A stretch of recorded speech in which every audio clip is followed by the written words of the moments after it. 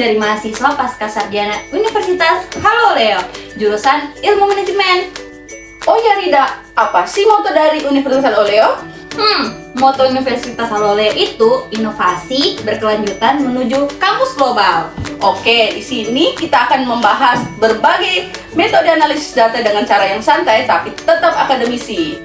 Nah, di video kali ini kita akan membahas sesuatu yang keren banget, yaitu mengenai analisis cluster. Yuk kita kupas tuntas. Oke, pertama-tama apa sih sebenarnya analisis cluster itu? Jadi secara sederhana, analisis cluster adalah teknik statistik yang digunakan untuk mengelompokkan objek-objek yang memiliki kesamaan karakteristik ke dalam satu kelompok atau cluster. Di sini juga analisis cluster mempunyai tujuan. Untuk tujuannya di sini terbagi atas dua, yaitu memaksimalkan homogenitas dalam cluster. Yang kedua yaitu memaksimalkan heterogenitas antar cluster. Terus di sini juga untuk analisis cluster itu memiliki beberapa peran, yaitu yang pertama yaitu untuk mereduksi data. Ya, jadi untuk mereduksi data itu untuk menyederhanakan data besar menjadi kelompok kecil. Yang kedua yaitu pengembangan hipotesis. Untuk pengembangan hipotesis di sini yaitu mengenali pola atau hubungan baru. Yang ketiga yaitu klasifikasi empiris, yaitu membentuk taksonomi berdasarkan data aktual. Sekarang kita harus juga mengetahui apa sih langkah-langkah dari analisis cluster. Jadi untuk langkah-langkah melakukan analisis cluster, gimana sih caranya? Jadi dalam langkah-langkah menganalisis analisis cluster ini terdapat 6 tahap utama teman-teman. Tahap pertama itu biasa disebut dengan menetapkan tujuan dan variabel. Jadi tahap pertama itu menentukan tujuan analisis, dan yang kedua itu pilih variabel pengklasteran yang relevan secara teoritis dan praktis. Selanjutnya itu tahap kedua biasa disebut rancangan penelitian. Jadi tahap di mana pastikan ukuran sampel ini memadai serta mendeteksi dan menangani outlier dan menentukan metode pengukuran kesamaan antar objek serta melakukan standarisasi data bila skala antar variabelnya berbeda. Tahap ketiga di sini teman-teman yaitu asumsi, di mana memastikan sampel representatif terhadap populasi dan memperhatikan multikolinearitas atau biasa disebut hubungan antar variabel. Tahap keempat yaitu pembentukan cluster dengan memilih metode pengklasteran yang dimana itu ada dua, hierarkis dan non hierarkis. Dan selanjutnya itu dengan menentukan jumlah cluster optimal dengan kaidah penghentian seperti kubik cluster atau peningkatan heterogenitas. Tahap kelima itu interpretasi cluster dengan menganalisis karakteristik tiap cluster menggunakan variabel pembentuknya. Selanjutnya memberi nama atau label yang mencerminkan sifat setiap cluster. Tahap keenam itu tahap terakhir teman-teman, yaitu validasi cluster. Jadi menguji keandalan hasil dengan data lain atau metode pembanding serta memastikan cluster stabil dan relevan secara teoritis. Jadi ini tadi kita sudah mempelajari langkah-langkah dalam analisis cluster. Tetapi terdapat beberapa metode pengukuran kesamaan. Jadi tadi telah dijelaskan oleh Saudari Yuni tentang tahap-tahap untuk analisis cluster. Selain tahap-tahap analisis cluster, di sini juga kita harus mengetahui metode pengukuran kesamaan. Untuk metode pengukuran kesamaan, di sini terdiri atas beberapa poin. Yang pertama yaitu jarak Euclidean. Apa sih jarak Euclidean itu? Jadi jarak Euclidean itu yaitu garis lurus antara dua objek. Yang kedua yaitu jarak Manhattan atau blok kotak. Di sini yaitu jumlah perbedaan absolut. Yang ketiga itu jarak Mahalanobis, atau di sini kita bisa definisikan yaitu mempertimbangkan korelasi antar variabel. Dan yang keempat yaitu korelasi antar objek. Ini digunakan untuk pola yang mirip atau non-metrik. Jadi selain untuk metode, di sini juga ada beberapa jenis metode cluster. Untuk jenis metode cluster di sini akan dipaparkan oleh Saudari Andi Mas Ridayanti. Nah, baik teman-teman, di sini selanjutnya kita akan membahas tentang jenis metode cluster. Di mana dalam metode cluster itu terdapat 3 jenis, di mana jenis pertama yaitu hierarchical clustering. Di mana metode ini menyusun data dalam bentuk hierarki seperti pohon, disebut dendrogram. Biasanya digunakan ketika kita ingin tahu struktur alami data secara bertahap dari individu ke kelompok besar. Yang kedua itu ada Keyman's clustering. Nah, ini yang paling populer karena Keyman's membagi data ke dalam kelompok berdasarkan jarak terdekat dari pusat cluster atau centroid. Prosesnya itu iteratif sampai tiap data menemukan kelompok yang paling cocok. Yang ketiga ada DB-scan dan fusi Siemens. Untuk kasus yang lebih kompleks, ada metode seperti DB-scan yang lebih fleksibel terhadap noise dan fusi Siemens yang memperbolehkan satu objek masuk ke lebih dari satu cluster secara profesional. Jadi tadi kan kita sudah mendengar teori pengertian dari analisis cluster, langkah-langkahnya, metode kesamaan, macam-macam dari metode cluster. Jadi kami akan melanjutkan bagaimana sih mengolah data langsung, data kasus langsung di SPSS. Jadi ikut kami untuk mengolah datanya. Oke, baik teman-teman, di sini saya akan menjelaskan langkah-langkah analisis cluster di SPSS menggunakan data Habat. Jadi untuk langkah pertama itu pilih analyze, setelah itu classify, setelahnya klik hierarchical cluster, setelah itu memasukkan beberapa variabel ke kolom variabel X6, X8, X12, X15, sama X18. Dan memasukkan X1 pada label case. Setelah itu mengatur pengaturan di statistik dan memilih proximity matrix. Untuk pengaturan di plots itu dicentang dendrogram. Setelahnya untuk pengaturan di method mengubah standardized jadi z-score. Continue.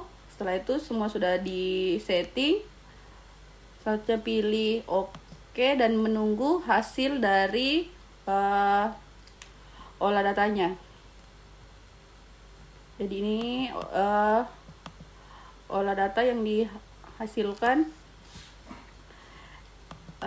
Ini klasternya bisa dilihat pada layar. Setelahnya itu ada pembagian klasternya dan hasil dendrogramnya. Untuk selanjutnya penjelasan interpretasi datanya saya persilahkan teman saya, Kak Darlin. Baik, di sini saya akan menjelaskan hasil output dari interpretasi data yang telah diolah oleh saudara Yuni, yaitu pertama yaitu metode analisis. Di sini metode yang digunakan yaitu metode hierarchical cluster analysis, yaitu metode between group average linkage atau BAVERAGE. Ini jarak yang digunakan yaitu square Euclidean distance. Jadi untuk standarisasi yaitu variabel telah distandarisasi dengan z-score sehingga setiap variabel memiliki kontribusi seimbang. Artinya kelompok dibentuk berdasarkan kemiripan atau kedekatan antar kasus sehingga responden terhadap variabel-variabel yang diuji seperti X6, X8, X12, X15, dan X18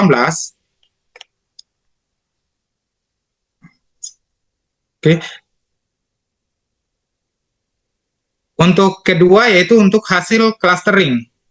Untuk hasil clustering ini dari proximity matrix dan output dendrogram. Kasus ini dikelompokkan ke dalam 3 klaster. Maksudnya ke dalam 3 klaster utama yang diberi label A, B, dan C. Sebagai contoh yaitu case 1 masuk ke klaster B, case 2 masuk ke klaster C, case 4 masuk ke klaster A, dan seterusnya. Jadi total ada 100 responden yang berhasil dipetakan ke dalam 3 klaster. Interpretasi sederhananya seperti klaster A ini dikelompokkan responden dengan pola jawaban yang homogen dan memiliki jarak lebih dekat pada variabel tertentu. Untuk klaster B ini dikelompokkan dengan kecenderungan berbeda dari klaster A. Dan untuk klaster C di sini dikelompok lain yang juga berbeda karakteristiknya. Biasanya berada di tengah atau sebagai penghubung antara A dan B. Untuk ketiga itu makna hasilnya. Untuk makna hasilnya itu homogenitas dalam klaster. Di sini anggota dalam satu klaster relatif mirip satu sama lain dan berdasarkan variabel yang diuji. Untuk heterogenitas antar klaster, yaitu perbedaan antar klaster cukup besar sehingga menunjukkan ada segmentasi jelas di dalam data. Untuk implikasi praktisnya itu, jika ini data pelanggan, misalnya file Habat cluster yang diolah ini, maka klaster A, B, dan C mewakili segmen pelanggan dan perilaku berbeda. Jika data penelitian atau responden survei, maka masing-masing klaster menunjukkan kelompok dengan karakteristik sikap atau persepsi yang serupa. Yang keempat yaitu interpretasi lanjutan yang bisa dilakukan. Jadi di sini profil tiap klaster dihitung rata-rata atau mean variabel seperti variabel X6, X8, X12, X15, dan X8 per klaster atau akan terlihat ciri khas masing-masing untuk klasternya. Ukuran klaster di sini dihitung berapa banyak responden dalam klaster A, B, C. Jadi ini penting untuk mengetahui dominasi segmen. Untuk aplikasi praktisnya, dalam pemasaran, strategi promosi berbeda untuk setiap klaster. Sedangkan dalam penelitian sosial, ini memahami pola pemikiran atau penilaian dari tiap kelompok. Jadi singkatnya, untuk analisis klaster ini, berhasil membagi 100 responden menjadi 3 kelompok utama, yaitu A, B, dan C, yang berbeda pola karakteristiknya. Hingga langkah selanjutnya adalah menganalisis profil tiap klaster agar dapat dimaknai secara substantif. Misalnya, siapa yang lebih loyal, siapa yang lebih sensitif harga, dan siapa yang lebih netral. Oke, itu untuk penjelasan interpretasi dari data Habat yang telah diolah oleh saudari Yusni. Saya kembalikan kepada saudari Yusni. Baik, selanjutnya itu saya akan mengolah data dari Ghazali. Itu ada 3 variabel, responden, toko, dan merek. Seperti tadi, langkah-langkahnya kurang lebihnya sama. Klik classify, hierarchical cluster, terus memasukkan untuk data responden dia dikasih masuk di label case, untuk toko dan merek dikasih masuk di variabel. Setelahnya itu mengubah pengaturannya. Untuk statistik dia memilih proximity matrix seperti sama yang tadi, terus plot dendrogram. Untuk metodenya dia menggunakan cluster metodenya menggunakan nearest neighbor dan intervalnya menggunakan Euclidean distance. Standardized-nya z-score. Lanjut, setelahnya itu berikut ini hasil dari data analisis cluster untuk data dari Ghazali. Untuk hasilnya ini proximity. Oke, lanjut, ini hasil data dari Ghazali. Ini data proximity matrix-nya. Terus klasternya itu ada 2, klaster 1 dan klaster 2, dan Ini dari hasil dendrogramnya. Untuk interpretasi lebih lanjut akan dijelaskan oleh teman saya, Saudari Andi Masridayanti. Baik, di sini saya akan menjelaskan dari hasil olah data yang dilakukan oleh rekan saya mengenai output SPSS-nya. Bisa kita lihat pada tabel agglomeration schedule, dia memberikan langkah-langkah proses yang hierarki, di mana langkah 1 menggabungkan dua observasi terdekat menurut outlier distance, yaitu case 5 E dan case 6F yang memiliki coefficient distance terkecil, yaitu 0,762. Di mana langkah kedua adalah mencari pasangan observasi yang terdekat, dan ada dua pasangan observasi yang memiliki distance yang sama, yaitu 1,051 pada case 57 EG dan case 23 BC. Langkah ini dilakukan seterusnya dan hasilnya dapat dilihat pada grafik dendrogram tersebut. Nah, dari grafik dendrogram ini dapat dikelompokkan klaster sebagai berikut, di mana 3 berisi klaster 1A, klaster 2 berisi BCD, dan klaster 3 berisi EFG. Dilihat dari klaster membership untuk 3 klaster tersebut. Nah, untuk klaster 4, maka pengelompokannya itu akan terdiri dari klaster 1A, klaster 2 BC, dan klaster 3D, dan klaster 4 EFG. Untuk kasus 5 klaster, maka pengelompokannya itu akan terdiri dari klaster 1A, klaster 2B, klaster 3C, klaster 4D, dan klaster 5 EFG. Itu saja, terima kasih. Saya serahkan ke rekan saya. Oke, baik. Sekian dari penjelasan kelompok kami tentang dua kasus analisis klaster dan langkah-langkahnya di SPSS. Sekian, dadah.